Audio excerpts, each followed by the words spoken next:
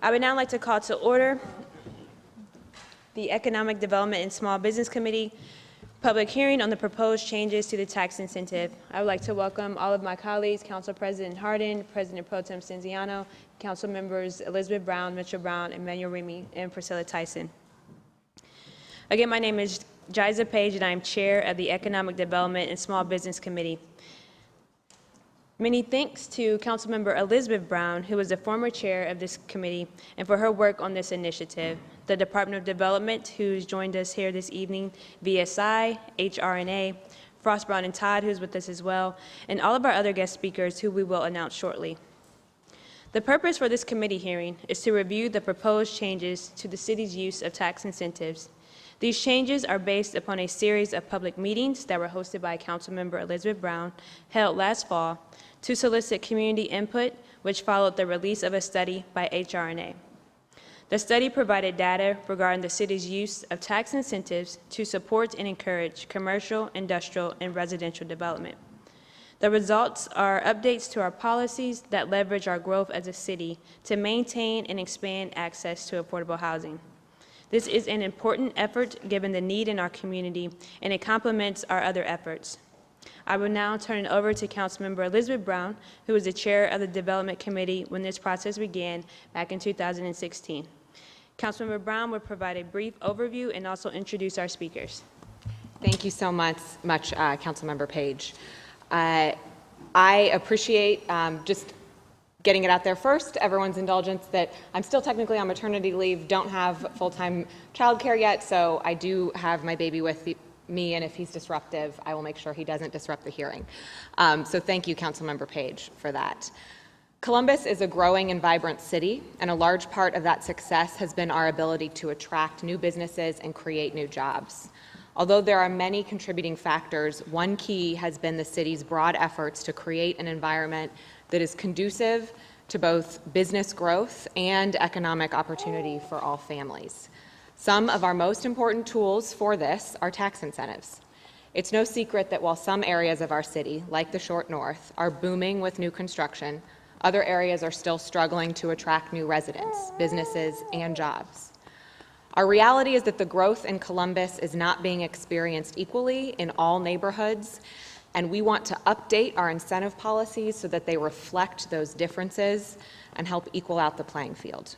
That is why City Council supported a comprehensive review of these policies done in partnership with Mayor Ginther and Director Steve Shoney and his Economic Development Division. The results of this study were released last summer. As Councilmember Page said, we hosted 4 public meetings to share these results and gather feedback on neighborhood priorities. The response from residents on where they wanted to see our priorities almost universally was the need for affordable housing. This guided the new policy recommendations we are reviewing tonight. The core principle is that no two neighborhoods are exactly alike, and with these proposed updates, we are better able to harness the market energy in Columbus into public benefit: smart growth, affordable housing options, and living wages. I especially want to highlight the importance of living wages in light of a recent report released last week which found that only 2 of the 10 most common jobs in Ohio pay enough for a worker to afford a modest 2-bedroom apartment. So we push for the inclusion of a new $15 per hour wage floor on any job the city incentivizes as a part of these policy changes. I also want to highlight that even with these policy changes, we recognize that tax incentives on their own will not solely maintain mixed income housing in rapidly growing neighborhoods. They won't on their own drive new growth in neighborhoods that are struggling. The study results made this clear, and there's more to do. There's a suite of policies from Councilmember Tyson's efforts to expand access to local food and more. They are one tool that the city uses to encourage activity and outcomes that we want. And as Councilmember Page highlighted, we are addressing issues like affordable housing across a range of initiatives. With that said, I believe these changes are a strong step in the right direction for Columbus, and I want to thank Director Shoney. I want to thank you for your work, for your staff's work throughout this process. I know that there have been countless hours. Director Shoney has been asked to present this information and respond to questions in a public forum at least 5 times already. by me or others, oftentimes in front of a camera, and he's graciously worked with City Council throughout this process, including being here this evening. So thank you again. Would you like me to turn it over to Director Shoney now? Okay. And with that, Director Shoney. Thank you, Councilmember Brown, Chair Page, President Hardin, members of council. I normally in this environment, it's very common for us to thank each other and be very gracious to each other, and sometimes it feels a little bit rote and it's just part of the decorum. I do want to personally give you all a very sincere note of thanks, particularly council members Brown and Page, for the amount of time that you have dedicated to this, but also, frankly, all of the council members. Each of you has been personally engaged with me and my team to really take the time to understand the issues, understand our proposal, and provide us really thoughtful feedback. And I appreciate that. I also do want to call out the current and former city attorneys and current and former city auditors. I've had much the same level of dialogue with them, and don't feel like we would be to this point today if I had not had that engagement from all of our elected officials. I'm going to do something that in my 5 years sitting in this chair, I do very, very rarely, which is actually read a statement rather than just make a series of comments based on some notes. So if you'll indulge me for a minute, I have a statement I do want to go through in a fair level of detail. Mr. Young is then going to run through a review of the data analysis that we did to make our classifications, and then I'll turn it back to the chair if that is what you wish, and we'll be going forward. So thank you. To review, we started this process nearly 2 years ago by conducting a nationwide search for a consultant to do the first ever review of our incentive programs for both housing and economic development. We hired HR&A consultants out of New York to lead the project and Vote Strategic Insights, VSI, to provide additional data on our neighborhoods. HR&A's process incorporated feedback from the development community, council, neighborhood leaders, leaders of the Columbus City Schools, and others. We released a draft of HR&A's report 11 months ago and held a series of 5 briefings with the community to explain its findings and get feedback on the community's priorities. In January, we announced our recommended framework, posted the framework online, and have talked about it at every opportunity. In this legislation that you have that we've presented to you, we have remained true to that framework with one notable exception that I will highlight later. We spent the spring working with the law firm of Frost, Brown & Todd and with VSI to draft the legislation and categorize our neighborhoods. We publicized our final transition timeline recommendations in April, and we provided our draft legislation to council at the end of last month, along with our classifications. Let me review for a moment the key findings from HR&A's report and our framework to respond to those findings. For our housing incentives, which is where my comments will be almost exclusively focused today, because the legislation that we have proposed is to amend the housing code as it relates to our housing abatement. Fundamental to HR&A's approach was using data on Columbus's real estate markets to determine what value our incentives create and who ultimately benefits from those incentives. What did they find? In neighborhoods like the Short North, where projects are most projects are economically viable without abatement. However, mid-rise projects that required structured parking and more stringent building standards are not financially viable without incentives. In neighborhoods that are seeing investment and where landlords can earn moderate rents, incentives are necessary, but we can begin to push for investment in retaining and improving affordable housing that already exists in those neighborhoods. In our most challenged neighborhoods, abatement alone doesn't come close to making construction of new housing financially viable. When we took these findings out to the community, we heard 2 priorities loud and clear: affordable housing and mixed income neighborhoods. There is great concern for low-wage workers and ensuring that they can live in neighborhoods that provide access to jobs and services. At the same time, in our more challenged neighborhoods, there is a desire to bring in higher-wage households to spur the development of retail and other services. The legislation that we've presented to you is a tool that will help us make progress on the priorities of affordable housing in mixed-income neighborhoods. It sets up a tiered system of incentives that continues to foster investment in housing, but supports different kinds of housing depending on the needs of the neighborhood. As we look at encouraging mixed-income neighborhoods and affordable housing investment, it is important that we do not do so in a way that makes it uneconomical to build new housing in these neighborhoods. People of all walks of life and all income levels are rediscovering the advantages of living in the urban core, which is where most of these abatement areas are located, and our regional population is growing. That means that there is more demand for housing in our core neighborhoods. If we do not continue to increase the supply of housing in these neighborhoods, housing costs will increase as the existing housing stock gets bid up in price. It is basic supply and demand. What we have tried to achieve in this policy is a balance that responsibly fosters increasing the supply of housing while incentivizing projects that add to the income diversity in neighborhoods. We have provided both extensive and brief summaries of the specific provisions related to the portions of affordable housing that must be provided in different areas. I am happy to clarify any of this if you have questions, but I will not be covering that in detail in my prepared comments today. I believe we also have copies of our detailed recommendations in the back of the room for any of the audience members who have questions or would like additional information. As to the pieces of legislation that you have, we have structured the legislation so that City Council will adopt an overall housing incentive policy, and the impacted CRAs are all being amended to reference that overall adopted policy. The legal framework that we have proposed is to have Council adopt the overall policy and to have the City and recipients of the abatement enter into an agreement acknowledging the policy and its governance of the abatement, so that we have both the overall legal framework with the policy, and then we also have agreements in place with the recipients of the abatement acknowledging the existence of that policy and acknowledging the validity of that policy. Within the legislation, you will note that we have provided authority to the Director of the Department of Development to adopt rules, processes, and standards to administer the program.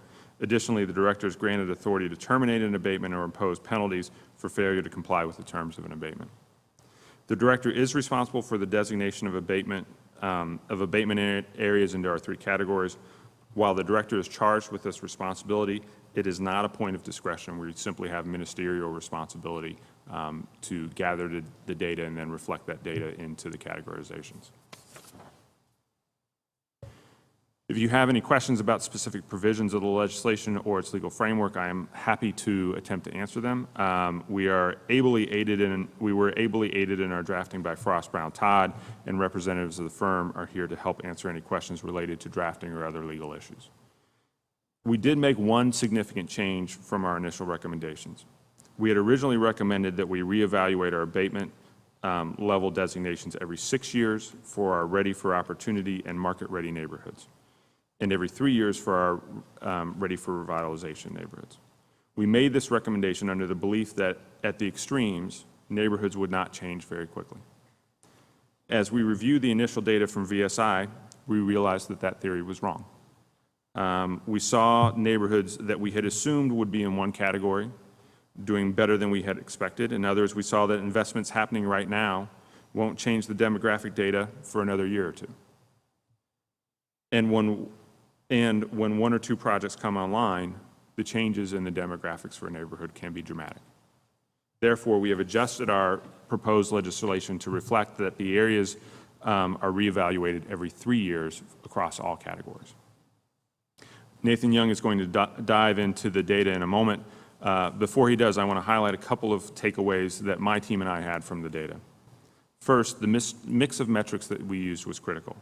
Half of our metrics look at a gross measure.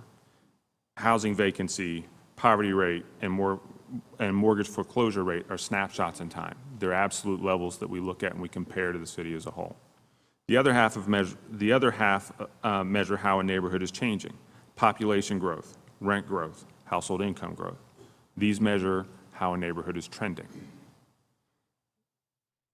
This balance between measuring how a neighborhood compares in absolutes to the rest of the city and how a neighborhood is trending is critical. It gives us the balance between looking at where we are today and where we're going in the future. Second, some neighborhoods are doing better than we expected, and others haven't started to show their potential across the neighborhood.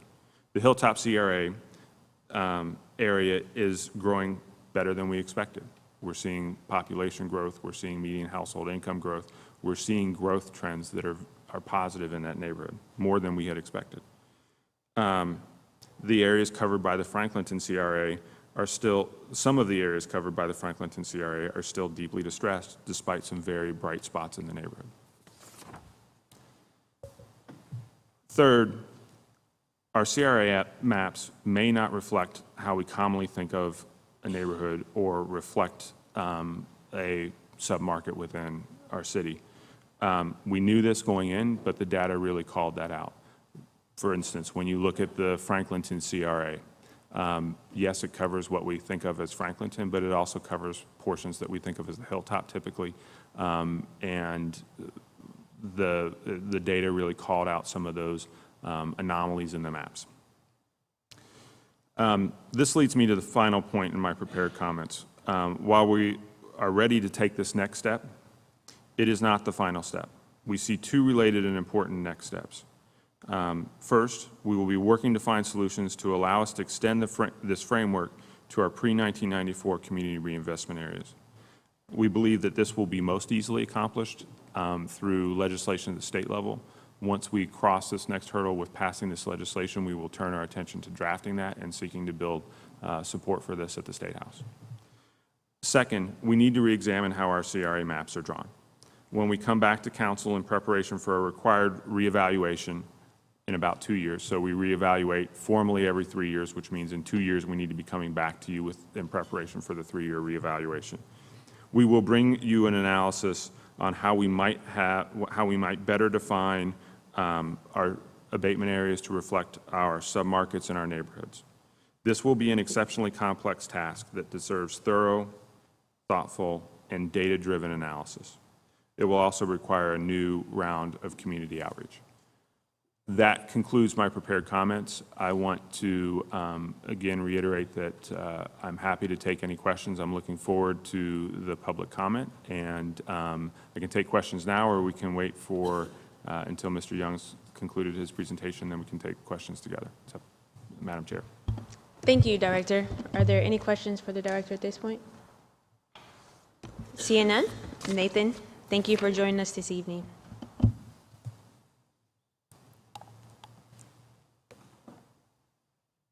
Should be a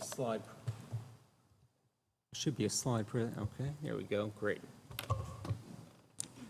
Well, good afternoon, Madam Chair, President Harden, council members. Well, my name is Nathan Young, and I am with the real estate research and consulting firm Vote Strategic Insights, and we are based right here in Columbus.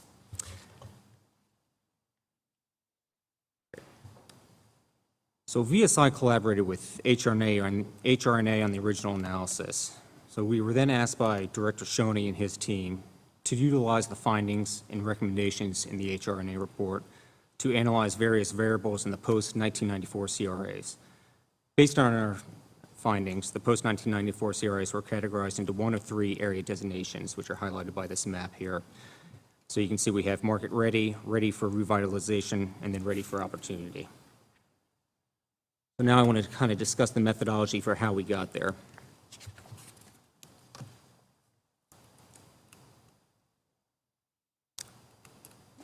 There we go. Thank you. All right. So the evaluation metrics include population growth, median household income growth, poverty rate, median rent growth per square foot, housing vacancy rate, and mortgage foreclosure rate. These evaluation metrics are the same ones identified in the original HRNA report. A difference is that VSI evaluated different comparison years so as to present and evaluate the most current trends.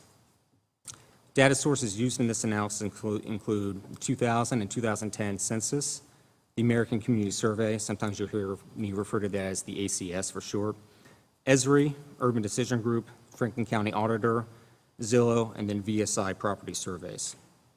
So with that, we'll get into the data. So the first evaluation metric we considered was the percentage change in population from 2012 to 2017. As you can see, all CRAs outperformed the city of Columbus with respect to population growth. Now, this did surprise us somewhat, particularly in areas like the Hilltop or the South Side. When we took a deeper dive into the data and looked at historical population trends going back to year 2000, the population in some of these CRAs declined from 2000 to 2010, whereas the city of Columbus reported steady continued growth during this time period. As such, recent population growth in some of the CRAs is replacing demographic decline that occurred in the prior decade. A note on this slide and the ones that will follow is that the city of Columbus is represented with a black bar. Those CRAs that outperformed Columbus are represented with a green bar, while those that did not outperform Columbus are represented with a red bar. And just another comment is that the AC Humco CRA was not specifically evaluated as it was too small to generate and compare reliable data, but the surrounding area does have similar characteristics, and it's notable that the two closest CRAs to AC Humco, with respect to distance, were both determined to be market ready.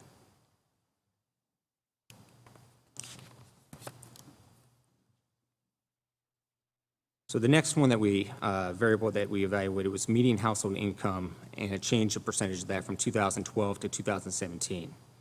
So as you can see, 3 of the CRAs did not outperform the city of Columbus, with 2 of the CRAs, being Franklinton and Wyland Park, reporting declining median household incomes over the past 5 years. A couple of items that stick out are the significant median household income increase in the Short North and the median household income decline in Wyland Park. When we further segmented the housing and demographic trends in Wyland Park, we determined that a share of the units transitioned to student rentals, in which the residents, i.e. the students, generally have lower incomes. And keep in mind that the Wyland CRA is a rather large geographic area. It's roughly expanding from Fifth Avenue to the south, Hudson to the north. So as you can imagine, that's an area that does have a high concentration of what are student rentals. Hey, before you go on, up on your screen, it says value on Linden. Do you want to Yeah, this is not reporting correctly here. It says value on Linden, that is actually 4.7%.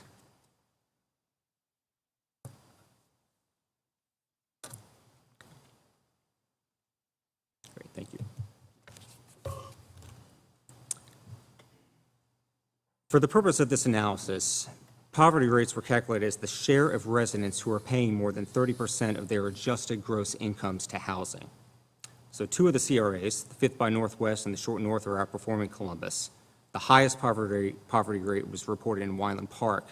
Now, the high share of students residing in this area is contributing to the high poverty rate, as students generally have lower incomes and some are receiving financial support from family members to pay for housing.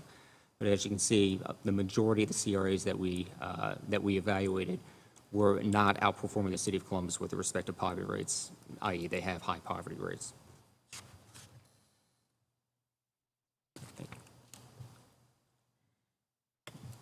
So the CRAs are relatively split as to those that did not and did outperform the city of Columbus. All CRAs reported increasing median rents from 2012 to 2017. Of course, the clear outlier here is the Short North with a reported increase of 41.8% from 2012 to 2017. Notable increases also occurred in the Fifth by Northwest, Near East Side, and Wyland Park CRAs. A data variable that stuck out was the low reported rent growth in Franklinton, and Steve alluded to this earlier. So we found that most of the rent growth that is occurring in Franklinton is east of 315, with an even higher concentration in proximity to the rail lines and Broad Street there. So the demographic and residential composition of the area west of 315, which is the largest or the larger portion of the Franklinton CRA, is driving the low reported rent growth over the past 5 years. So on this slide details housing vacancy rates. So we can see that 3 of the submarkets that outperformed City of Columbus are the Fifth by Northwest, Short North, and Wyland Park. Note that the housing vacancy rate includes vacant rental, vacant for sale product, and dilapidated structures.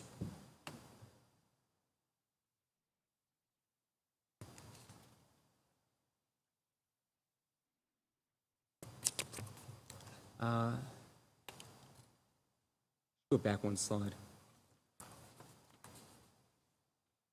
Perfect, thank you.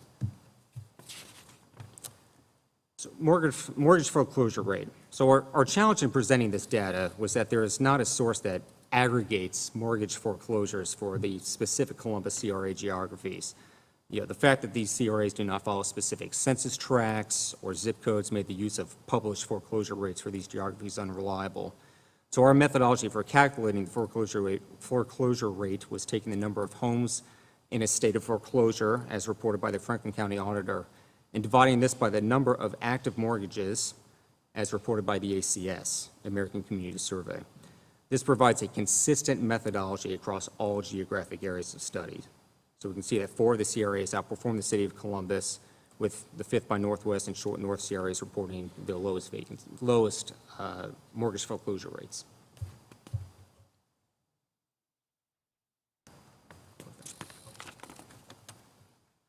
So this chart just merely aggregates the number of indicators in each of the CRAs that are outperforming the city of Columbus.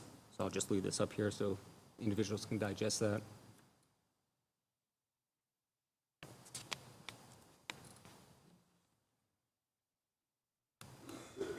Next slide, great. And then this chart essentially is a geographic a graphical representation of the map shown earlier in this presentation. Market ready is defined as outperforming Columbus in at least 5 of the indicators. Ready for revitalization is defined as outperforming Columbus in 2, 3, or 4 of the indicators. And ready for opportunity is defined as outperforming Columbus in fewer than 2 of the indicators. And that's the end of my prepared remarks. I'd be happy to answer any questions you may have. Thank you so much. Are there any questions or comments from my colleagues? President Harden. Thank you, Chair Page. This question is actually for Director Shoney. Director, we know that the City of Columbus, when we are going through our incentive packages, work closely with the schools and the school district. How closely were they engaged in this process? Is there impact? How were they thought about when compiling these recommendations? Thank you, Mr. President, for the question. We consulted extensively with the schools. Former Superintendent Good, along with the treasurer and the director of policy for the schools, were engaged in our advisory group that HRNA had from the very beginning. We took the time to brief the school board members. I think we briefed all of them individually on the plan, as well as I went and made a presentation to the school's finance committee, the finance committee of the school board. And then we spent a lot of time last fall, while we're focused on the housing incentives for today, we spent a great deal of time last fall really working through the business incentives and understanding how we can work together on those. Just last night, I was at the school board for a presentation on a new proposal that we have related to Cover My Meds and their potential expansion to add over 1,000 jobs within the city of Columbus. So we are working very closely with them as it's reflected in the legislation itself. I think the biggest thing that you will see and the biggest change that you'll see is in our market-ready areas, we have a specific requirement that in the out years of the abatement, there is a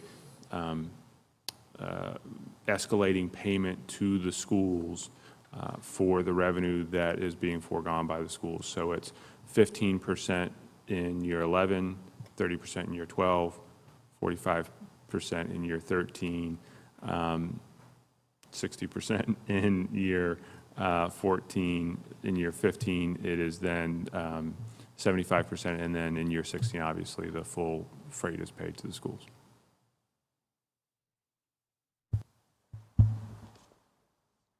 Seeing no questions or comments, I would like to call our final speaker this evening to the podium, and that is the President and CEO of the YWCA, President Christy Angel.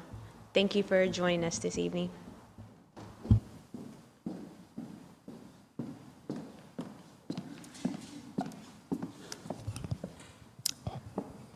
Thank you, Councilmember Page. Good evening, Columbus City Council members.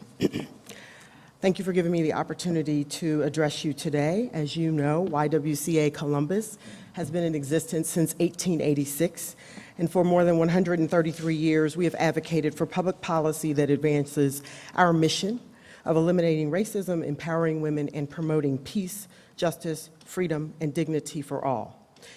Our work is primarily in three primary areas: housing, youth services, leadership, and social justice programming. This year, our advocacy agenda includes support for policies and legislation that give women, girls, people of color, and those who often find themselves marginalized the opportunity to be economically empowered, to remove disparities in economic and social systems, and to increase affordable housing. All kinds of affordable housing, not just housing at the more subsidized rate, but housing across the spectrum, because we realize that it takes all types of housing to give people opportunities to be empowered and to remove barriers. The proposed policy changes to the City of Columbus's economic development incentive programs as it relates to housing are a significant step to create more economically integrated neighborhoods with affordable housing as neighborhoods attract new investment. Some of those neighborhoods have not had investment in many years, and we applaud the city for taking a look at the policies that they've had on the books for many decades to improve those circumstances for those neighborhoods. YWCA Columbus supports these proposed changes. While we support the proposed legislation, we offer two recommendations for your consideration.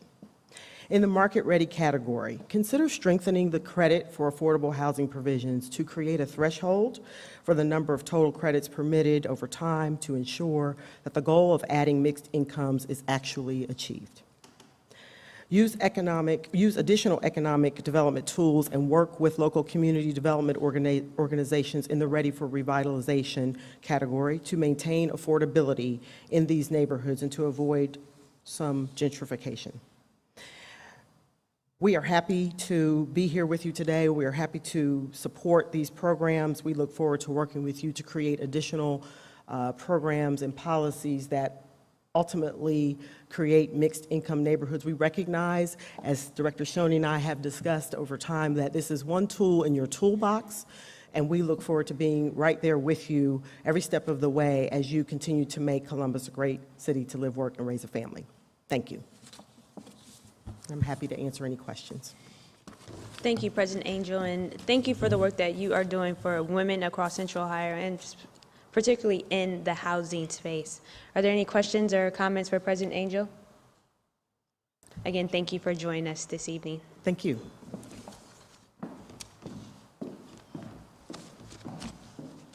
If there are no further questions or comments, we will now move on to the portion where we allow for public testimony.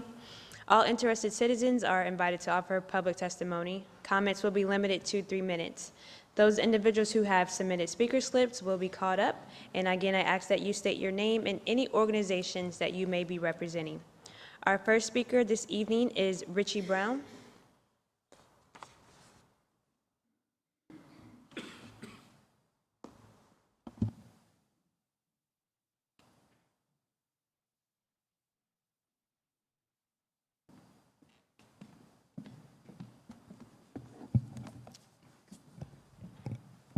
Good evening, everyone. I'm Richie Brown. I represent the Indiana, Kentucky, Ohio Regional Council of Carpenters. I'd like to thank you for giving me the opportunity to speak here tonight. I myself, as well as many others in attendance here, supported every member of the Columbus City Council in the last election. We are proud of the work that you have done so far, and we hope to continue to work together to improve the lives of every citizen in the city of Columbus. As many of you know, the Indiana, Kentucky, Ohio Regional Council of Carpenters has been working to help exploited and disadvantaged workers in the city of Columbus. During this process, we have collected case files on several developers and contractors within the city who we believe are committing tax fraud. We have shared these files along with supporting video evidence with the City Auditor's Office.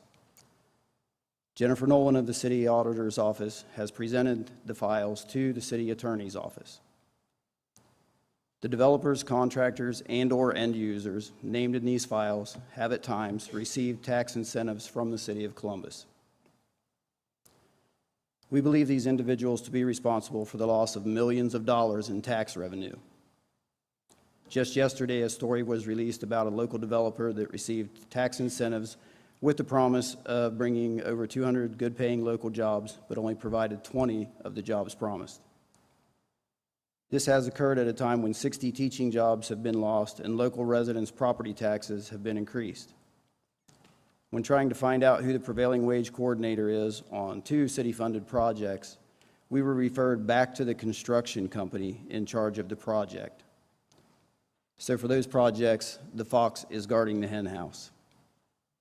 We, the citizens of the City of Columbus, are here tonight to ask City Council members to refuse to offer any future tax incentives to these offenders. We have voted in favor of tax increases to fund our schools, fire departments, and even to increase the number of City Council members. The developers and contractors should at the very least conduct business honestly in our city.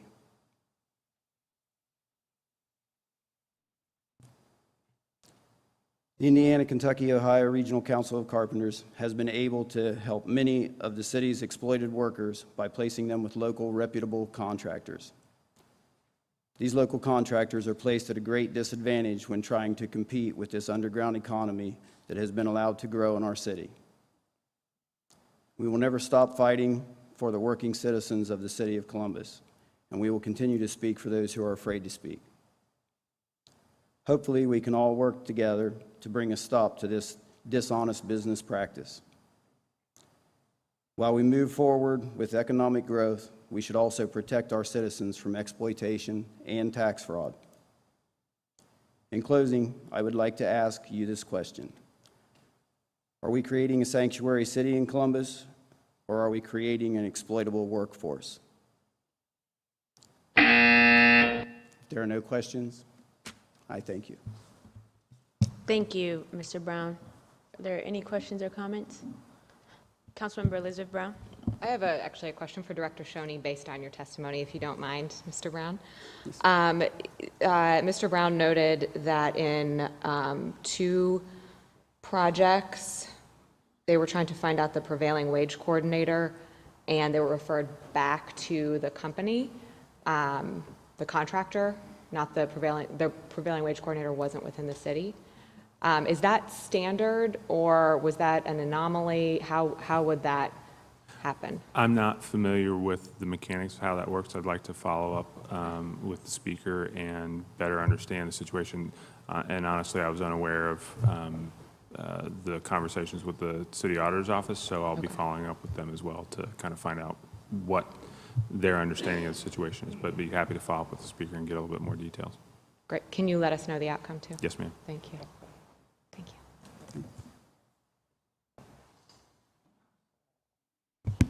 Thank you, Councilman Brown. I was going to ask the same question because we certainly haven't seen the information that you provided to the city attorney and the auditor's office, and certainly would like to be able to see those documents. Yes, everything is at the city auditor's office along with supporting video evidence.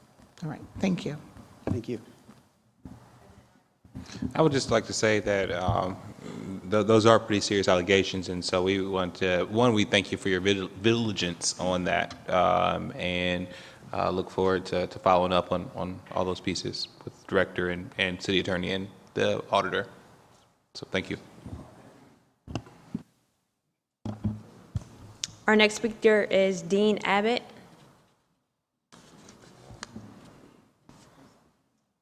Welcome to Council Chambers, Mr. Abbott, and you have 3 minutes, and if you could let us know any organizations that you are representing. My name is Dean Abbott. I live at 453 East Whittier Street in Marion Village. I am representing myself, although I am a member of the Marion Village Block Watch. My comments will be very brief, ladies and gentlemen. Having lived in many cities prior to us moving to Columbus, a good deal of my career was in Washington, D.C. I lived in Atlanta. I lived in Houston, all with the government, and also in Fort Lauderdale, Florida. And in all of those places, I was involved in neighborhood associations. And pretty well familiar with abatement plans that were going on in and around us. When I moved to Marion Village, we had, as many of you probably may be aware, a group of houses built in the middle of our neighborhood. They were very nice houses. We were pleased to see them. We then learned that they were going to have, I believe, an 18-year tax abatement, which we were a little bit surprised at since they were going to sell like hotcakes. And I know I may be oversimplifying this, and I know I need to do a lot more research. I'm learning that very quickly. However, when I started looking more into it and thinking about those abatements that I was familiar with in those other cities, I had never heard of an 18-year abatement. They were always 2, 5, and I think the longest I ever heard of was 8. So I was quite shocked to hear about abatements that lasted the better part of 2 decades. And I was even more shocked to find that it has been my experience that abatements were used in blighted neighborhoods and neighborhoods that were struggling to come back. But I was shocked to learn that they were going on along High Street in downtown and also into Short North, which is probably one of the hottest properties in the city, if not the state, for real estate. So all of this came as a great shock to me, that we would give up that amount of income, tax income. Coupled with that, my neighbors of 20 and 30 years are getting very large tax increase assessments, as we did. And sooner or later, all of those services have to be paid for. All of those new buildings with all of those condos and apartments are going to require, obviously, police coverage. They're going to require paramedics, street work, that kind of thing. So I found it just amazing that these 18-year abatements were offered in such great numbers in very developed areas. And that's my statement. I thank you very much. Thank you, Mr. Abbott. Are there any questions or comments? Director, are you familiar with that project? I think I know which project the gentleman was referring to. Just one point of clarification, and I don't think this changes the fundamental point of his comments. The maximum by state law is a 15-year abatement. There is no such thing as an 18-year abatement. But that's fine. And as I said, I don't think it changes kind of the fundamentals of his comments. What he's pointing out is something that we recognize, and which is why we undertook the study, is to recognize that there are abatement isn't required anymore in many of the markets that as little as 10 years ago it was. One of the really striking data points that came out of the HRNA report was that in 2000, the median household income in the Short North was the same as it is in Linden, or as it was in Linden. We forget how quickly some of these neighborhoods have changed. I think Marion Village is probably a similar situation. If that had been one of kind of the sample areas we had looked at, I think you would probably find a pretty similar story in Marion Village. What we're trying to do with this legislation is put in place a system that is self-regulating, that is based on data, that is based on market data, that adjusts for when market conditions change. The system changes to step down the value and really provide value only where it's needed. Councilmember Remy. Thank you, Councilmember Page. Director, could you talk a little bit more just about the basic fundamentals of tax incentives and tax abatements, and then also about CRAs and how they, the tie-in with the state, et cetera? Sometimes it's easiest to start with what abatements don't do. Abatements don't have the city or the schools or anybody cutting a check to a developer. They have no value unless a new building is built and new value is created that will eventually go onto the tax rolls. They are self-regulating in that the value is formulaic based on the value of the building that you build. And really, they are intended as a policy tool to make something happen faster, than it would otherwise, make it happen, and larger than it would otherwise, or accomplish some other policy goals. One of the things we found, we kind of were able to crystallize, if you will, through the study process, was that in the past, really the city's abatement policy had all been built around the fact that our urban core had been disinvested, and that our two primary and really almost exclusive objectives were encouraging investment into the urban core and creating jobs. What we found through the study was that the market had changed enough that we had enough value in the incentive to start asking for other things and start demanding other things for the value that we're providing in the incentive. One of the things that was very insightful for me from the community outreach portion that we did was that when we went out and we asked the question, what are your priorities for that additional value that's been created by the market that we're able to capture through the incentive? The feedback was almost unanimous among the couple hundred people that we probably talked to across the 5 events, was the 2 priorities that I highlighted in my formal comments: mixed income neighborhoods and affordable housing.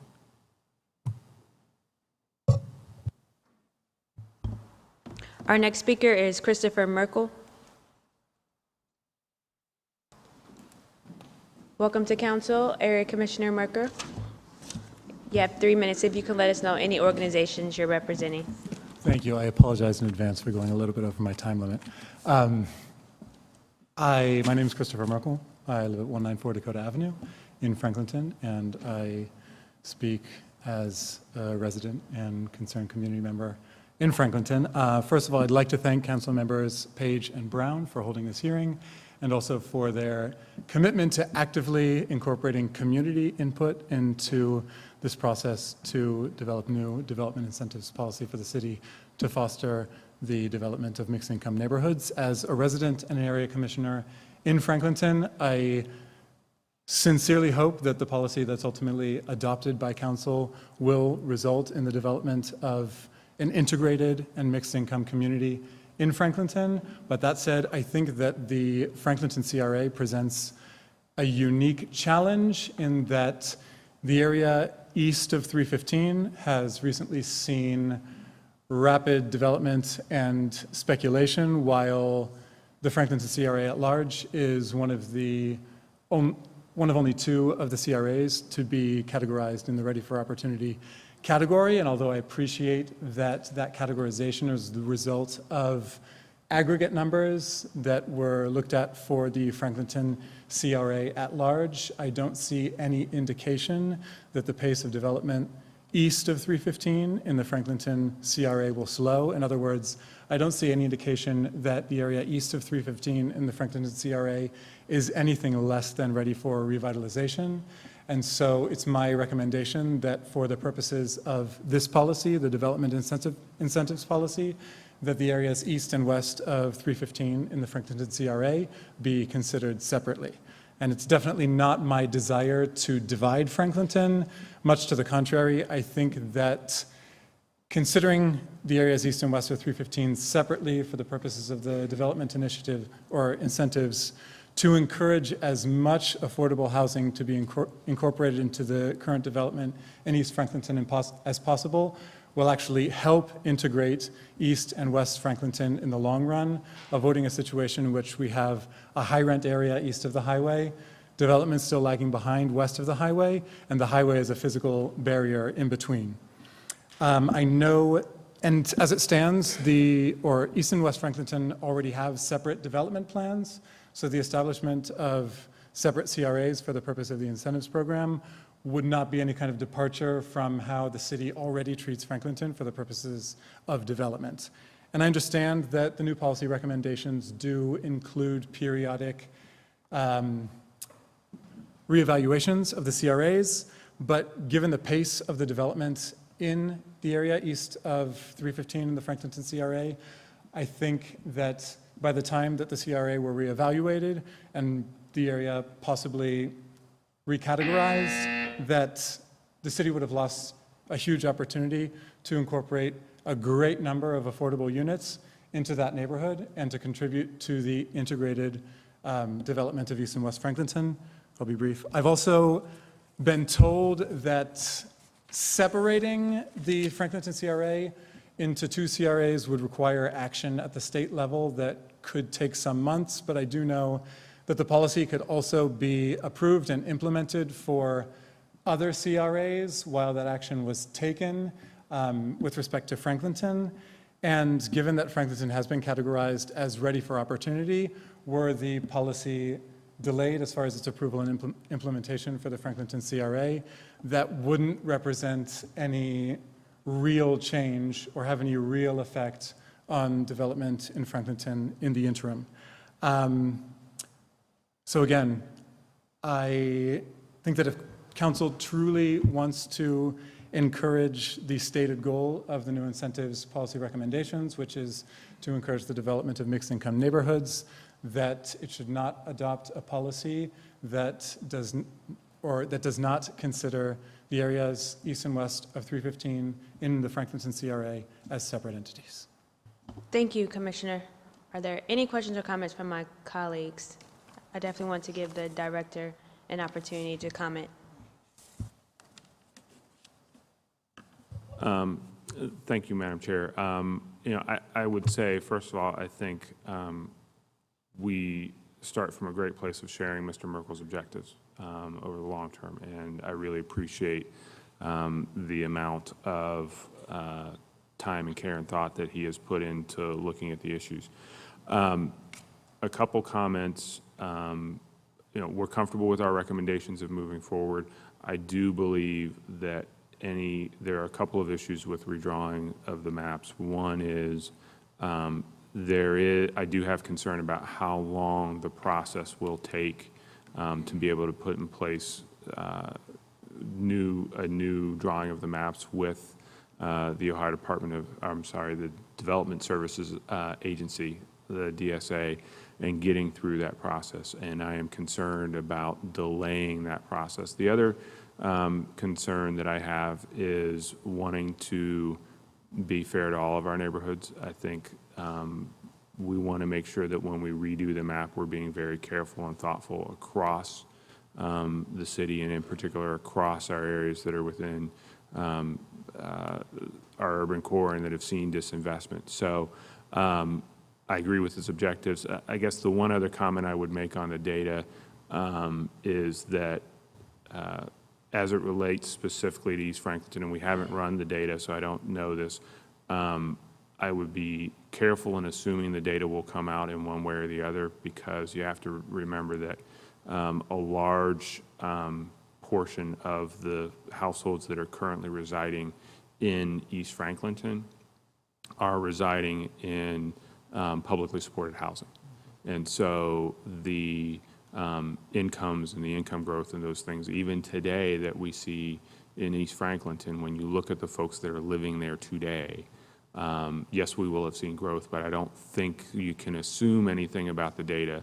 That data will be different in 12 months when the three projects that are under construction now are open, and there will be a dramatic change in that area in 6 months. But I guess those are the comments I'd have. Councilmember Tyson. Thank you, Chair Page. And so after this, and I talked to Mr. Merkel yesterday and certainly heard his testimony today. And so if we're saying we know that in 12 months or 6 to 12 months, the data is going to be different. And so how are we going to make sure that that neighborhood, I mean, as you mentioned, continues to be a mixed income neighborhood? Because there certainly, you just mentioned, there's public supported housing within that community. And so depending on what type of public supported housing is there, we have certainly seen when we've had public supported housing, if you think about what was on High Street, when we had public supported senior housing there, and that was sold, and those individuals left that community. So I think we do have to be mindful of the public supported housing that is there, and because I think it is important that we do want to continue to have mixed income neighborhoods. And we're certainly not talking about Linden, because that's a whole different community, but we do know what's going on in Franklinton. So I would just, you don't have to know the answer today, but certainly I think we do need to talk about what would still happen on East Franklinton, so it does not become a neighborhood where we don't have mixed income individuals living there. I think, thank you, Councilmember Tyson. To your question or your comments, I think there are a couple of things I would point out. As it relates to what is the nature of that housing, Franklin Station is a large, fairly new Columbus Metropolitan Housing Authority. I think that is a tax credit deal. I think it's permanent supportive housing, which would be, I believe, more difficult to do the kinds of things that happened with Bollinger. The other, I can't remember what the status of the other projects are. The other thing I would say that we're doing today is this is one piece of the toolbox. As developers are coming to us and asking for other kinds of assistance, we're making it very clear that if you're asking for our help with road work or utility work or other things in these neighborhoods, we do have other levers, and we are using those other levers to forward this policy looking at mixed income. So this is not the only place in which we're doing that. So when developers are coming and talking to us about, we want to do X, Y, and Z in East Franklinton, and we would like additional help, the first question is, where are you on affordable housing? Follow up, and I thank you for those comments, and I think that we have to also, in that neighborhood, look at the individuals who are currently living in those communities and make sure that we're utilizing some of the products that we know that the Department of Development has in terms of,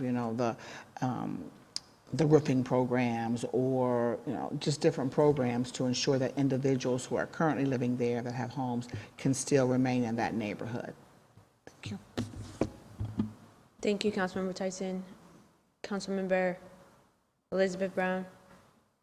Just a point of clarification, Director. Some of the recent projects that have been announced in Franklinton, I believe, have actually incorporated the market-ready recommendations for affordable housing, even though they're not required, to your point on tools in the toolbox and all that. Councilmember Brown, thank you for that reminder about my own programs.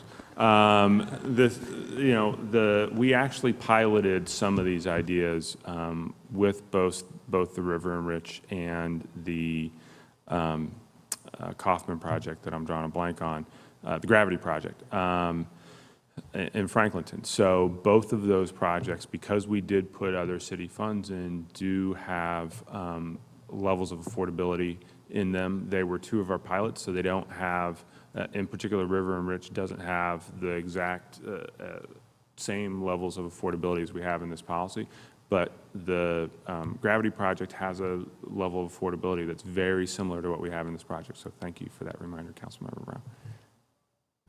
Councilmember Remy. Director, could you remind people again what the reevaluation process is going to be moving forward? And then also, I kind of asked it the last time, but the CRA process. So say we were to decide that we wanted to split this, what would be the process? The length of it, and what the potential concerns are to split Franklinton, for instance.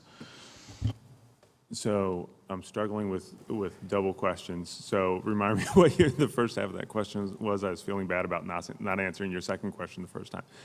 Just the reevaluation process, moving forward. Okay, so the reevaluation process moving forward formally will be that we will hire an outside consultant to run the data that VSI ran this year. And we will be back, from a practical standpoint, we'll be back in this chamber doing a similar hearing with you in 2 years, running through that analysis. I will also tell you that we have recognized, as I said in my written comments, that the map is not as good as it could be in terms of where we have these areas there, and that will be part of the reevaluation process for us, is looking at, is there a better way to draw the map? To the question of what is the process with creating new CRAs or subdividing CRAs into different areas, our belief right now is that that would probably require us going back and creating new CRAs through the Development Services Agency. One of the things which is a several-month process, up to a year, requires doing housing surveys, lots of legislation, fairly complex and legalized process. One of the things we want to spend some time doing is figuring out whether there is another process that we can do so that we don't have to do that through DSA, and so that we could just simply do that through council action and changing of our own ordinances. That's part of the process we want to go through, because I do want this to be a system that will serve the city for not just 3 years, not just 6 years, but hopefully decades, and serves that framework. And I want to make sure that we're setting up a system that is able to be administered until I leave this chair and for many years beyond. Thank you, Doctor. Are there any more questions or comments for Commissioner Merkel? Thank you so much for joining us this evening. Our next speaker is Betty Janes. Welcome to Council, Ms. Janes, and if you could let us know any organizations that you're representing, and you have 3 minutes. Good evening, and thank you, council members. I'm Betty Janes. I'm president of the Westgate Neighbors Association and a 36-year resident of the Hilltop. So let me start by saying how much we appreciate the city's efforts for a citywide investment to promote inclusive growth. We know that tax incentives work. Only look at the Short North and you can see the results. But I'm old enough to remember when the Short North was Fly Town, when it was plagued with crimes and drugs and prostitution. That revitalization started with a handful of business partners with passion and vision, and after the investments, both public and private, the Short North is now the vibrant neighborhood we see today. What has long been needed is a fair and equitable way to award tax abatements and incentives in encouraging true mixed income neighborhoods. That must be the goal, but I'm afraid that there's some confusion between affordable housing at 80% and 100% AMI and low income housing at 60% AMI. Why I applaud the requirement for developers to set aside the 20% of their units as affordable housing. Columbus Metro is ranked second only to Austin in terms of economic segregation, and it's actually cited in the HRA final report. And we are never going to improve that shameful ranking if we simply continue to concentrate poverty and hopelessness in pockets of the country, of the city. So while the category has been changed for the Hilltop from ready, or your categorization, ready for opportunity, has been changed to from persistently disinvested, those of us on the Hilltop actually believe and agree with your first analysis. It's persistently disinvested. The little new housing on the Hilltop has been funded by LIHTC grants requiring 60% AMI levels, which further concentrates the poverty. There's an opportunity to provide incentives for first-time home buyers to purchase and rehab some of the vacant housing stock on the Hilltop. Lower income families see home ownership as their pathway out of generational poverty, and it would be able to return some of the land bank properties to productive use. So, while I applaud the overall policy changes, I do have a couple concerns, and that being where the Hilltop NID stops. The Morrissey Insight 2050 plan has West Broad Street as a mobility corridor, starting at High Street, running past the casino all the way out to Norton. There are several areas past Powell, which I believe is where the current NID stops, that could be redeveloped into job centers and mixed-use developments. Great Western comes to mind as one that was recommended for a mixed-use center. There are vacant building programs that could be used along West Broad and actually Sullivan Avenue corridors, not only to provide jobs but services for our new neighbors. The other concern I have is the inclusion of an option for developers in a market-ready areas to buy out of the affordability requirements. I understand the Department of Development does not anticipate this being used. I would submit that one way to guarantee that is to remove the option, or at the very least, require the Affordable Housing Trust to create a new affordable housing within that same zip code.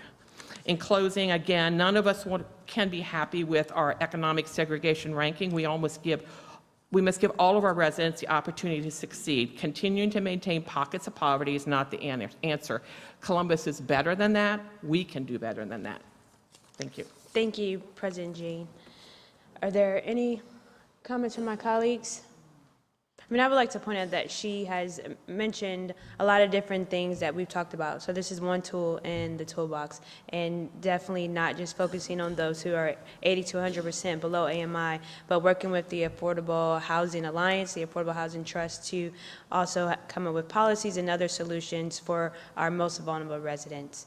If they're Thank you, Madam Chair. A couple responses to her comments, and mostly just clarifications. First of all, as it relates to the opportunity to redevelop a job center and make it a new job center, we do still have a lot of flexibility on that. What we're talking about today is the housing code. So our ability to, and Great Western is a great example of an opportunity site that could be redeveloped that we hope to see return to being a great gateway to the community.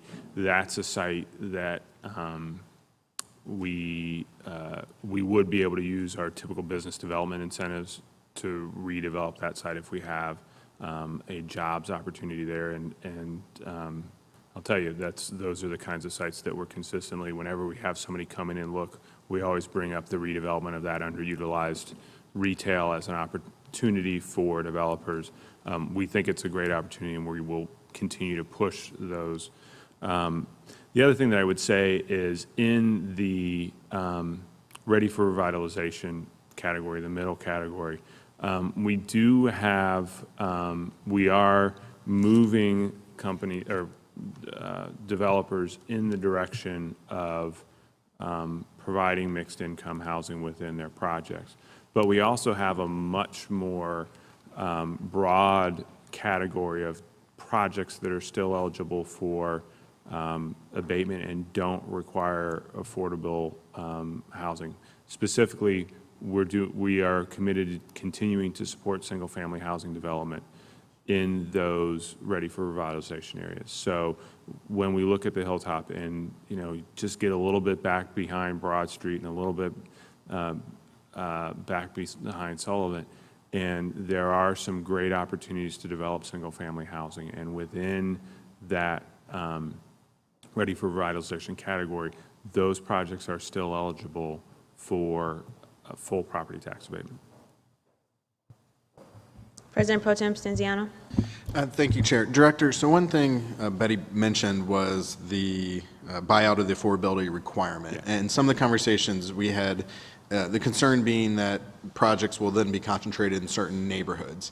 And that's where I think somewhat, and I know the discussion has always been we never want to see that occur, but if it's going to be there, are there any mechanisms that it occurs in the same zip code or have the same impact? Yeah, thank you, Councilmember Stenziano. This is an issue that we honestly have kind of struggled with. I think the big challenge is it comes down to how much bang do you get for your buck, and wanting the flexibility to be able to, because if you can't get the housing in the project while it's being built in that neighborhood, it's going to be, those are the neighborhoods where it's going to be most expensive. Essentially, you're buying the affordability.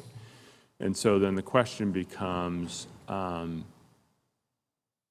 one of how much return do you get in terms of the affordability by where you put the investment. It's not an easy answer. It's not an easy explanation, clearly.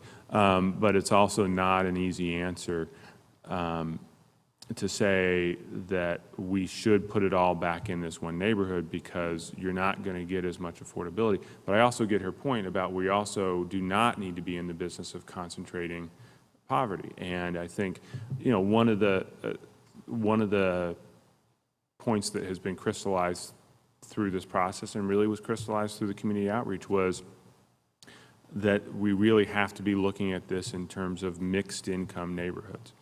So I've talked to this body before about the process we're going through with the Urban Land Institute and National League of Cities and the Rose Fellowship.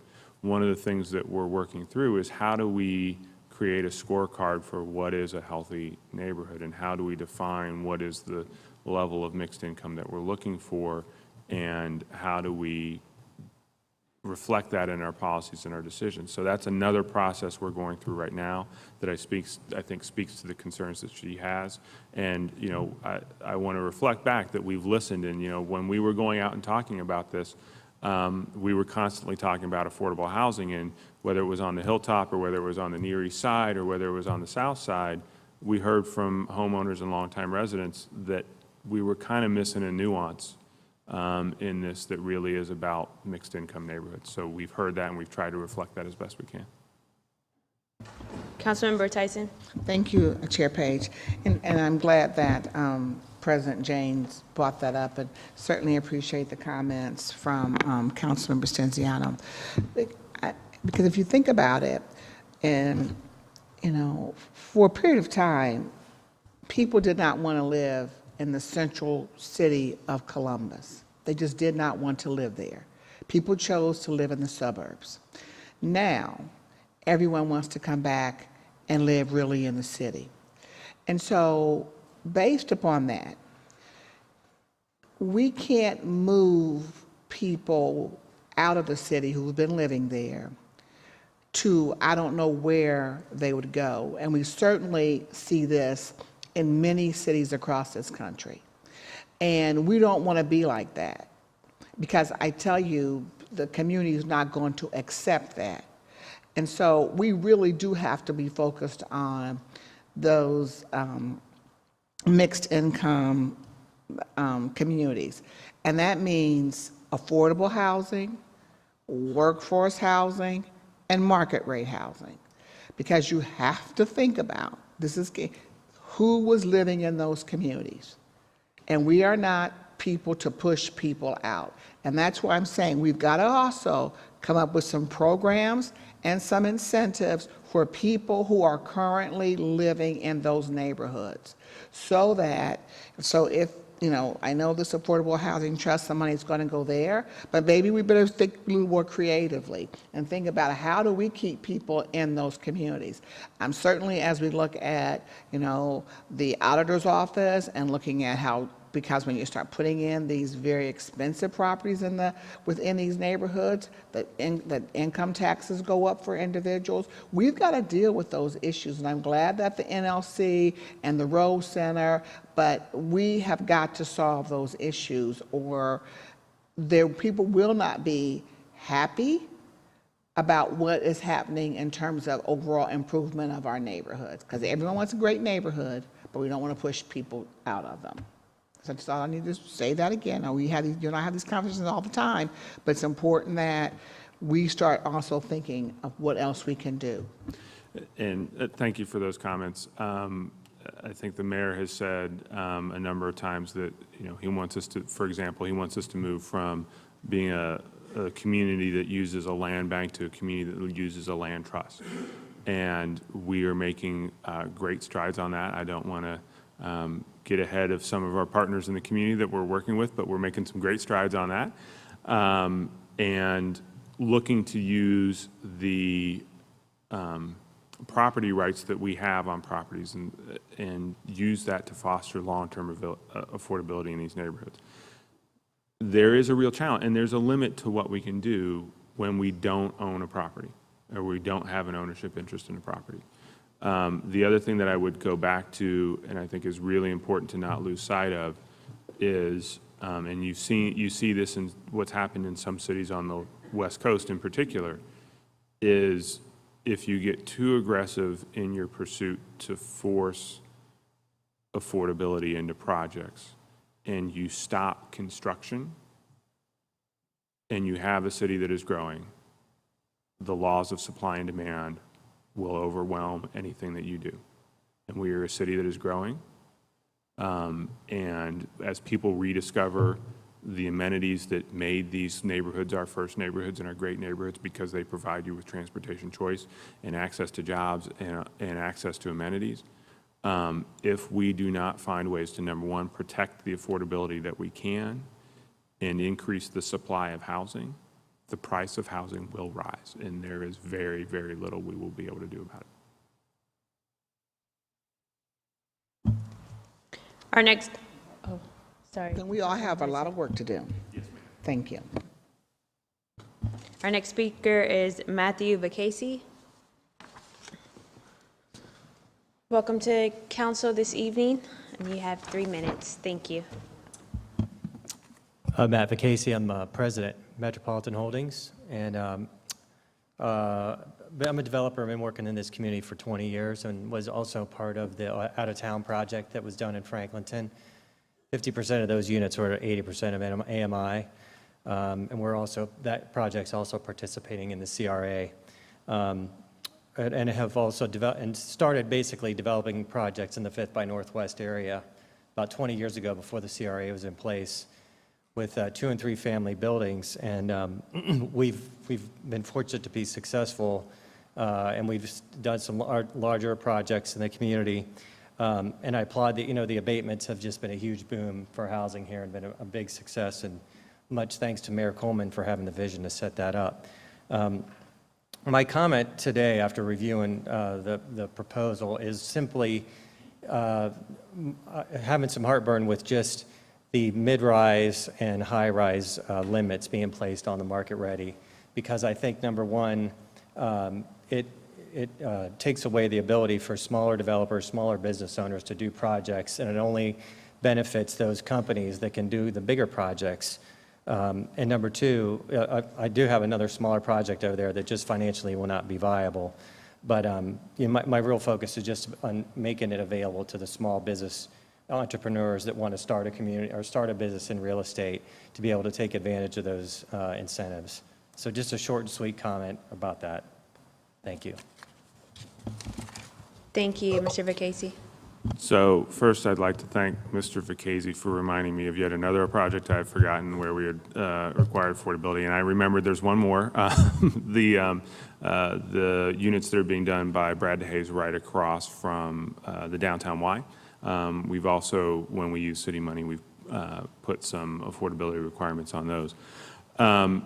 A couple things that I would say in response to Mr. Vacazy's questions. Part of the reason we did the data analysis is to figure out where projects, what is the cutoff for projects to be viable, and where are we going to get the best bang for our buck with our incentive dollars.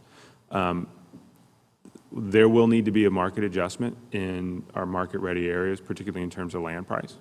At the end of the day, this is going to be something that will have to get baked into projects as people are developing projects, and they're going to have to adjust their pricing, and landowners are going to have to adjust their expectations in terms of how much their land is worth.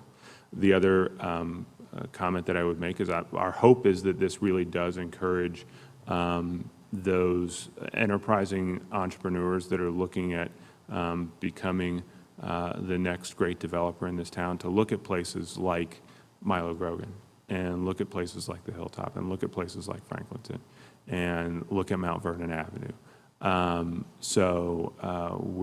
That is really genuinely our intent, is to get those to look at those neighborhoods. The final point I would make is one thing that I usually forget to mention about our market-ready areas is that the abatement will remain in place for single-family homeowners that are doing rehabilitation of their homes, because we do want to make sure that we're encouraging and helping single-family homeowners reinvest in their homes.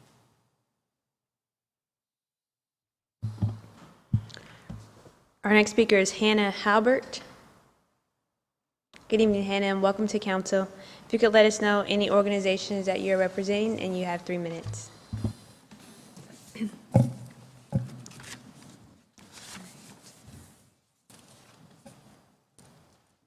Right. I actually brought written comments that are lengthier. They're longer than 3 minutes. And also a fact sheet on the top occupations that we produced. My name is Hannah Halbert. I'm a resident of Columbus, but I'm representing Policy Matters Ohio here tonight. Policy Matters is a nonprofit, nonpartisan research institutions with offices here in Columbus and in Cleveland. We want to build an Ohio that has an economy that works for all. And we commend Mayor Ginther, the council, the department, for examining the city's use of tax abatements and business incentives and revising those policies to better support community progress. Now, my comments are mostly about the job creation and job growth incentives program. Those were announced as part of the property tax abatement package, but there's not a lot of detail yet on what that is. And we think creating affordable housing and higher quality jobs are essential to building an economy that really does work for all those people who live in Columbus. But as of now, I think that these policies lack detail in some spots, and some appear to be too weak to make significant progress in accomplishing those goals. So some areas like the Short North, we think should be considered so high performing that businesses need no additional business incentives to enter those markets. In neighborhoods where the market is in need of incentive support, the city scorecard criteria, again, this is about the business income incentives, that criteria should be well targeted, and the details really matter. So requiring qualifying jobs to have an average hourly wage of $15 an hour is a much looser standard than requiring all qualifying jobs to have an hourly wage of $15 an hour. So that's a very meaningful detail when we're talking about Columbus, where 6 of the 10 most common occupations here pay so little that a family of 3 would still qualify for and need food assistance to get by. The developer or business entity's history of compliance with wage and hour laws, including PLA agreement, prevailing wage, and misclassification, should be a fundamental question that's asked before giving out any sort of tax incentive or abatement. Scheduling practices of end-use employers like on-call work, clopenings where people are working both opening and closing shifts, those also keep workers from advancing. Any scorecard should evaluate those practices and look at the broad spectrum of HR practices, not just the wage, and include recommendations on those areas. Any proposed carve-outs, exceptions, or special considerations should be met with skepticism. Allowing businesses in the poorest communities to meet lower bars on these standards will likely mean that these communities will keep having lower job quality standards for the future.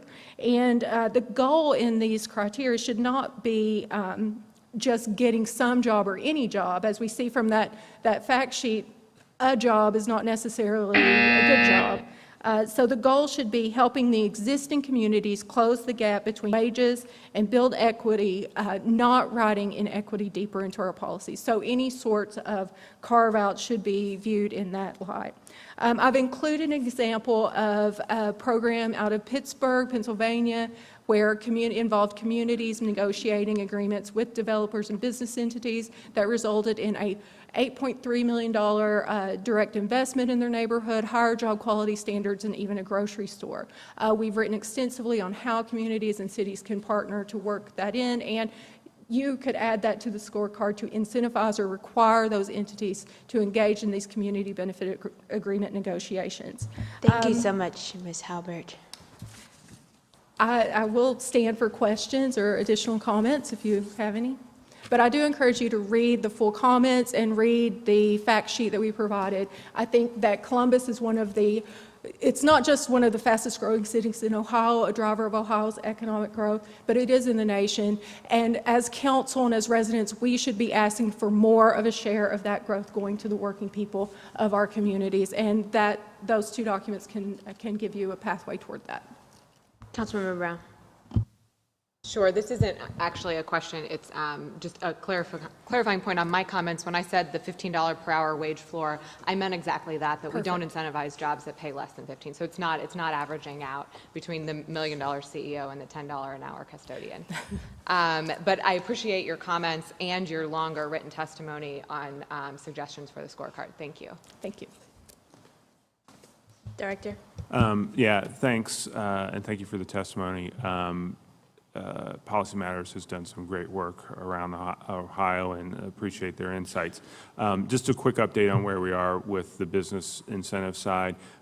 We are continuing to work on that. We've been very concentrated in our efforts to move this legislation forward, but we hopefully in the next few weeks we'll be coming to council members to get a little bit of feedback on our scorecard, and then working through the summer to get that published. And Councilmember Brown's office and Councilmember Page's office and I are continuing to work on the wage standard issues. And I think council, I hope, will recognize that we haven't brought anything to council for jobs that have less than $15 an hour wages, just as practice, starting even before last year when we announced our kind of response to the recommendations. So we're continuing to press forward on that. We haven't lost sight of that piece of the report, but given the breadth and complexity of this, we concentrated on this first.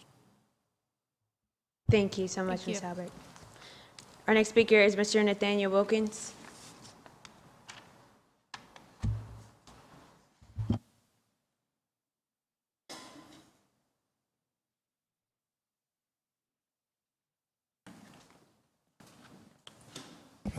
(1612) Arlington Avenue, Mr. Nathaniel George Wilkins. I'm going to create 6 ideas. I know I wasn't prepared for this. I know we talked about affordable housing, but first of all, I would like to see the existing stock in some of these poor communities to be at, instead of 80%, maybe 120% for any developer who wants to rehab those homes for low-income individuals. Now, I'm not just talking about low-income individuals. I'm talking about the elderly population, the people that's on the fixed income. I would like to talk to you about affordable housing. I know one of your aides talked about not to force people out of these communities. And let me just say this. If that's have to be done, let me say that again. If that's have to be done, to people to be forced up out of there, there's several things got to happen here. When we talk about used, mixed-income apartments and housing, and also small businesses, High Street is this a beautiful thing. And Linden, all of Linden, South Linden, Milo Grogan, is what I see is commercial property that's been standing vacant, abandonment for a long time, and houses that people just walked away from, not being rehabbed, torn up, broken windows, tall grass and high weeds. Those need to be the things that needs to be done first, as 145% for any developer comes in to rehab those homes. For a special education for low-income housing. Low-income housing, what I mean by that is $450 to $500 a month. What I'm seeing, property that's being rehabbed all over the city, Linden, this and that, is going for $800 to $900 a month. You have people out there that's on the fixed income, that's working as a small job, not making $10 to $15, $16 an hour. Also, in closing, just to look at Linden as a mixed-use retail. I always say again, like High Street, Cleveland Avenue, I know that you had on your sheet as an opportunity for Linden. And to say this, now is the time. But I want to clarify, some people don't have to be forced up out of there, especially the elderly people. So again, strongly take a look at this. Thank you again for your time. Thank you, Mr. Wilkins. Our next speaker is Sarah Gold. Good evening, Ms. Gold. If you could let us know any organizations that you are representing, you have 3 minutes. Hello, thank you for letting me speak. I am not representing anyone other than myself and friends that I have spoken to, but not politically. One of the questions I like to ask people is, do you know what a tax incentive program is? And do you know where the money's coming from? And they all say no. And I say, well, you know, that's how the city is going to build these new places, and they're going to allow the builders to get a tax break. And what is that tax break? It's your property tax. And what does that pay for? It pays for your schools. And so we vote, then we get asked, oh, vote for the school levy. And then we find out the school levy money is not all going to go to that school. I have a friend that lives in the John McConnell Boulevard condos, very wealthy man, and most of the people are. And they do not have to pay property tax because this incentive was put in when that was built, and it was passed on to the condo owners. So as we build these products, these houses that you want to build in some of these areas, it's going to do two things.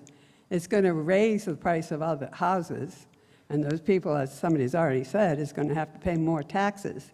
And the people that are benefiting from coming in, and with 80% of them not being low income, and I think you don't even know what the word low income means, because I looked at your number of low income, and I asked some people, what do they think low income is? And there are a lot of people that are pretty poor, and they wouldn't fit your criteria to get into any of these buildings. I also want to comment on the fact that you say some of these places you did it. Now you realize you didn't have to do it. You didn't have to have these tax incentives. And so I question the fact that you're going to take money away from schools. You're going to make neighborhoods more valuable so really poor people won't be able to live there. You're going to push some poor people out of their homes. And it just doesn't seem like it's right. And it's all talked about as being good. You're hurting the schools. You're hurting the poor. You're talking about integrating neighborhoods. And a lot of the people that are poor happen to be people of color. So they're not going to fit. Where are they going to go? I find that really unsettling. And I wish people wouldn't say tax incentive program. I wish they'd say, we're taking some of your school tax money and we're going to use it to subsidize people's building. In a capitalist society, when a person makes an investment, they take a risk. And that risk is going to also have something to do with the idea that they're going to get a profit. You're taking away the risk. You're just saying, wait a minute, if we subsidize you by a certain percent of money, then your risk, you can get less money for it, and you still didn't lose any money. So I think you're doing a bad thing. I'm sorry that it's capitalism gone awry, and I don't want to use my time up. Thank you very much. I appreciate your thoughts, but I wish you were more compassionate. Thank you, Ms. Gold. Are there any comments from my colleague? President Pro Tem Stenziano. Well, thank you, Chair. Director, could you speak to the taking money away from schools comment? And again, to the point that we're providing guidance and parameters that we haven't had in the past. Yeah, there's a couple things. First of all, the HRNA report is on our website, columbus.gov/development. It's right there on the front page. And if you look at the report, we were very careful to look at what does it cost to build a project that is typical of the neighborhoods that we're talking about, and then what is the rent that is currently being achieved in that neighborhood, and do projects pencil? And what we found was in the short north, and that was one of the test areas, if you will, for the study, projects that are not mid-rise and above, meaning you've got to use steel construction and you've got to build structured parking, do not need the subsidy in order to get built. Therefore, we are not doing that anymore under this legislation. Even if you do provide affordable housing, it does not make sense for us to offer that incentive anymore, so we are stopping. If you look at neighborhoods like the Near East Side, which was one of the study areas, even today, after seeing the kinds of growth that our friends from VSI highlighted in their report, it does not, if you will, pencil, to use the development term, when you look at the cost of construction versus what you can achieve in rent or sale price to do new construction on the Near East Side without an abatement. We tried to be very data-driven in that. We hired an outside group to go and look at what are the construction costs, what rents are being achieved in those neighborhoods today. And so, though rents are rising in our city, in many of our neighborhoods, they're not sufficient to support new construction. And when they looked at Linden and the Hilltop, the rent that would be required to support an unsubsidized, actually even an abated project in Linden and the Hilltop would need to be double the rents that are being achieved by properties right around it. So double the market rent. We're not trying to double rents in those neighborhoods. What we're saying is we not only need to offer abatement in those neighborhoods, we need to do more so that we retain that affordability. There was a question that you asked me before I went on my The discussion. taking money away from schools comment. A key point about abatements is that it does not reduce the revenue that schools are receiving. What it is it is a discount on their growth in revenue. So the school board does not see a reduction in revenue. They see reduction for a period of time in their growth in revenue. That is how the abatement works. Our next speaker is Aaron Newman. Good evening, Mr. Newman. If you could let us know any organizations that you are representing, and again, you have 3 minutes. Welcome to council.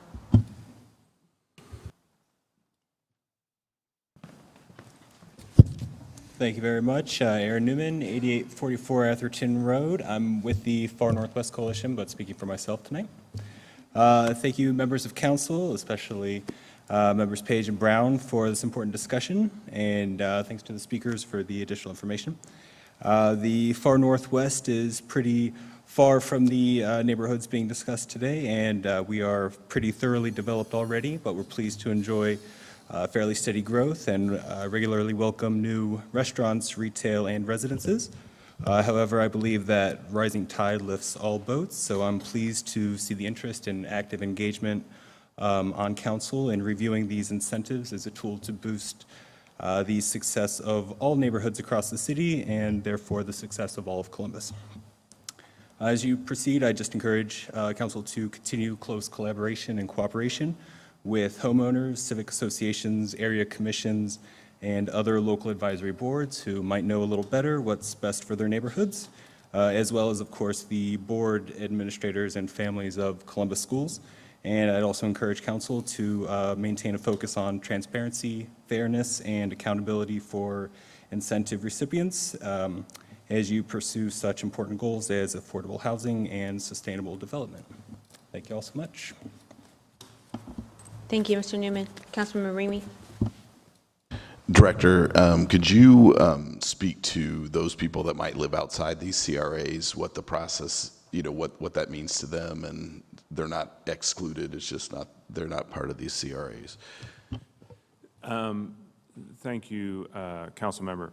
For the folks who are outside these current CRAs, we have envisioned a policy framework whereby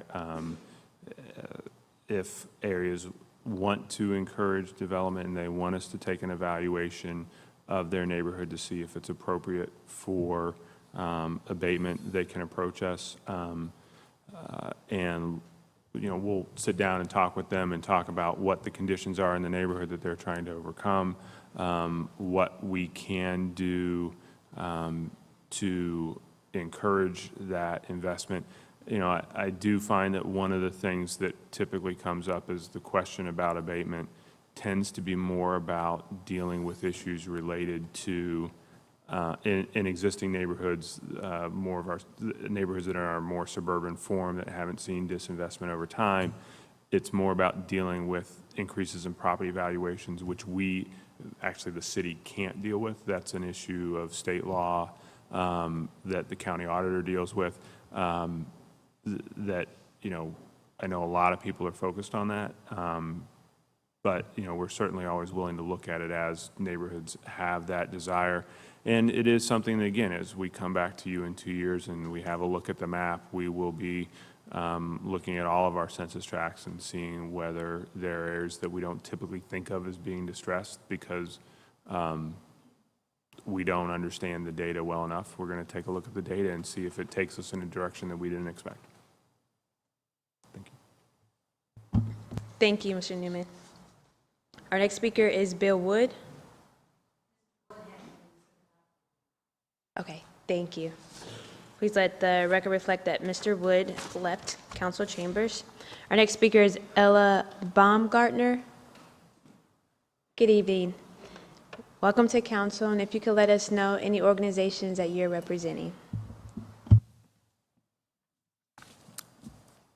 My name is Ellen Baumgartner, and I represent the Bread Organization, located at 404 South 3rd Street in Columbus.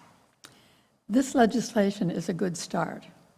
Our understanding is that it would create housing for working families making $42,000 per year to have access to new homes in only a limited number of neighborhoods like Easton, downtown, and Short North.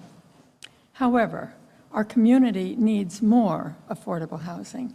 The Affordable Housing Alliance cites that there are 54,000 low-income families in Franklin County spending more than half of their incomes on housing. We are talking about school bus drivers, food service workers, retail salespeople, waiters, and waitresses.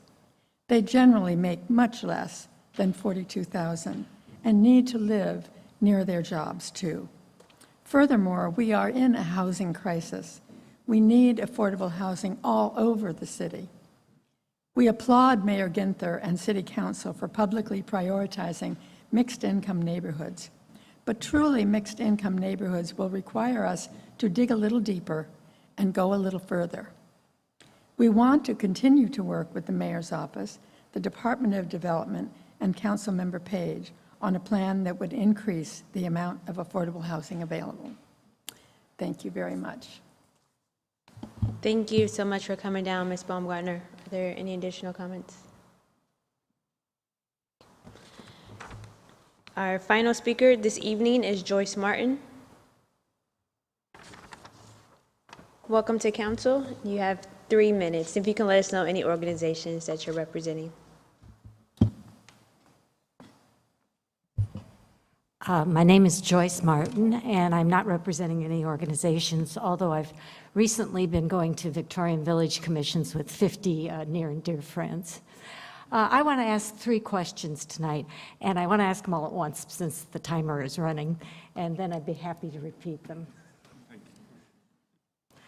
The first one is, we talked about tax abatement in a market-ready area like Short North, and it seems as if the criteria is building a mid-rise, that they can't make it without a tax abatement.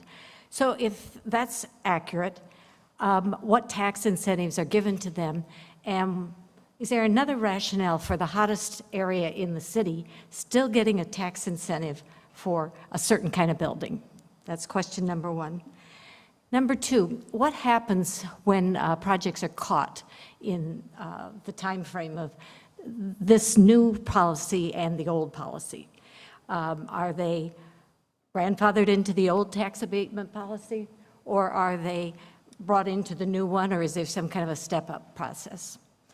The last one is mainly to the attorneys in the law firm. They've probably done an excellent job of getting legislation ready to go so that this will be in place. I'd like to know how hard they've worked on the enforcement provisions in this, because there was an embarrassing article in the Dispatch yesterday in which the Dispatch pointed out, perhaps erroneously, that developers had not met their criteria, and nothing was being done with it by the city. So those are my 3 questions. I'd be happy to repeat them. Thank you, Ms. Martin. Director, did you take notes? Thank you, Ms. Martin. I am learning as I go through the hearing today, so I did take notes on your questions, so thank you. I will not need you to repeat them. And thank you for your indulgence on that. So in terms of the criteria for, basically the question, if I can restate it a little bit, is, why are we still doing incentives for the mid-rise development in the short north? And what does the package look like, average package to a developer in that area? Got it. So the incentive will be an effective rate of 100% for 10-year property tax abatement, provided that they provide 10% of the units affordable and rented to households making 80% of AMI, another 10% at 100% AMI.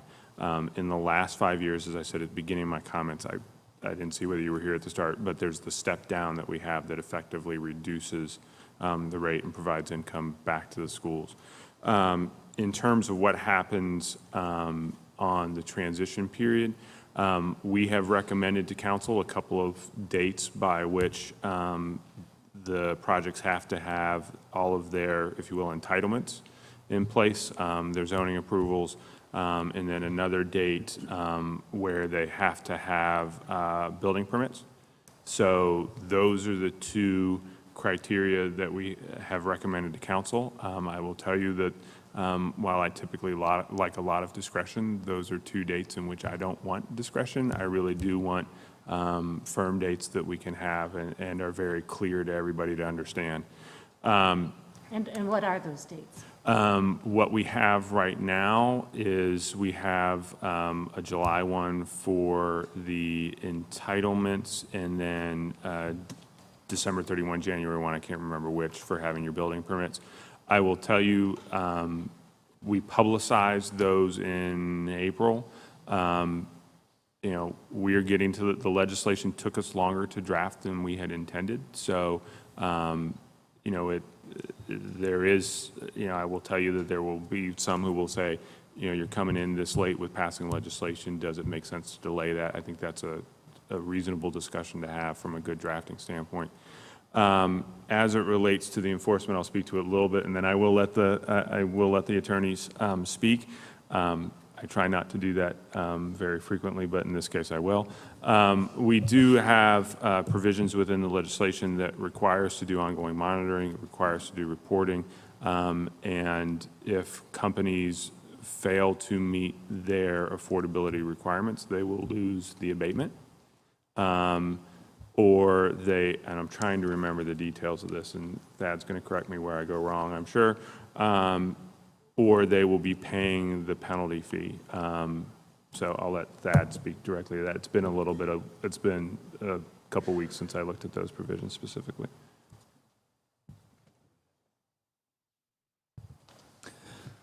Thank you, Chair Page, members of council. To the question about the enforceability, that is something that we wrangled with very extensively in our discussions internally and with the Columbus staff, because we do want to have something in place that has meaning.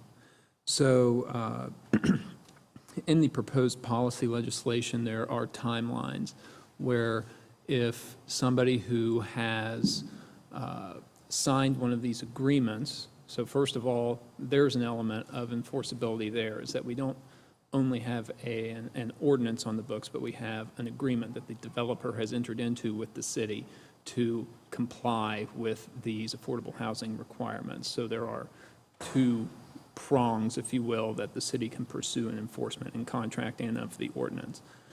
Secondly, in terms of timeline, if the affordable housing falls below the requisite amount for a 90-day period, they have to notify the city.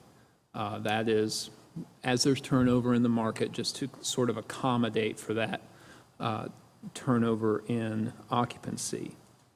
Once that gets to 180 days, then they start having to make payments based on how far below their commitment they have fallen.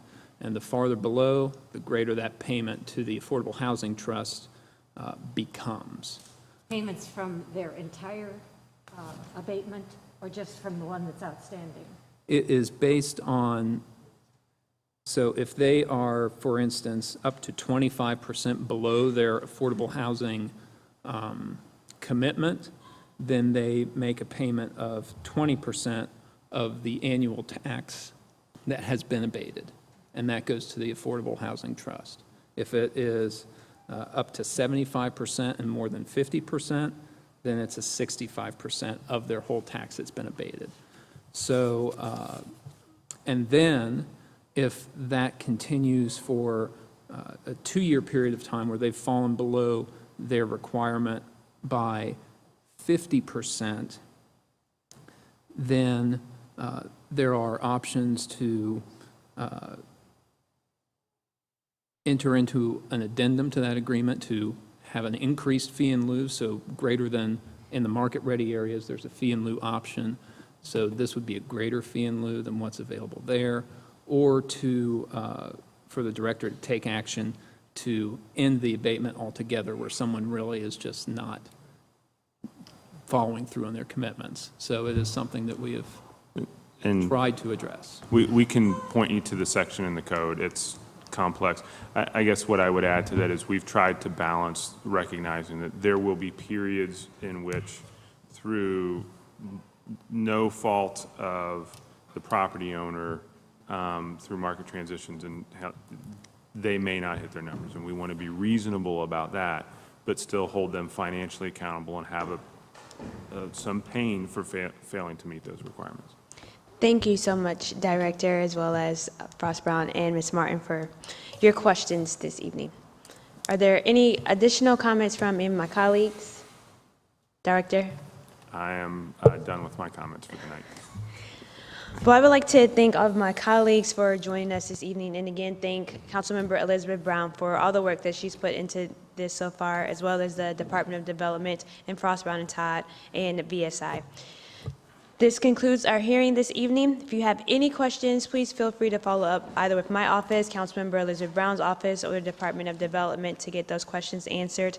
And I would like to thank our council team, Rolanda Hampton, Sherry Martin, Kelsey Ellenson, and James Carmian, who helped put this hearing together. I hope everyone has a great evening. Thank you.